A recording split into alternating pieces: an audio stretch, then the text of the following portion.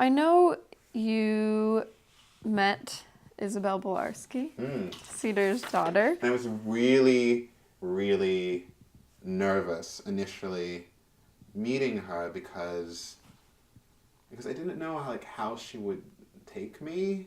I mean, I was like in love with her father and like listened to him all the time and tried to emulate him as a vocalist.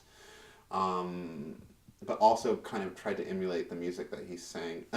I tried to take the music that he sang and give my own kind of spin on it as well. So I wasn't sure how much she would be into that, and I was a little afraid. So I didn't really say much.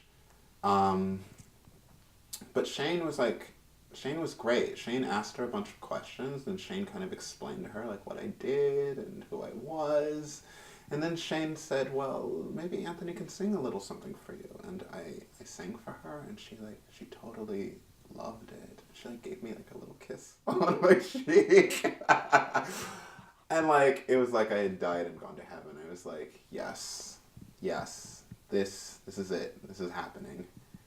And by the end of the visit, I had made a really important realization, which was I was there in her apartment, and she was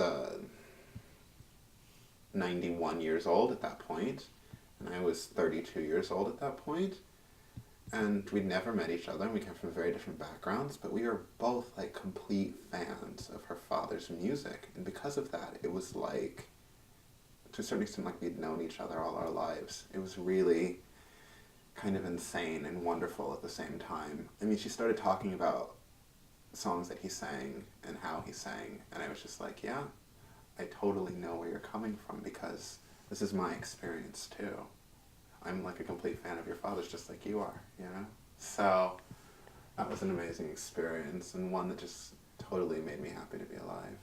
And singing for her and watching her enjoy it is it's great. It's so life affirming. I can't even begin to tell you. And she likes what I'm doing, which is really important. It's important for me to have somebody who has a connection to this great person, Sidor Belarsky, and for her to accept what I'm doing.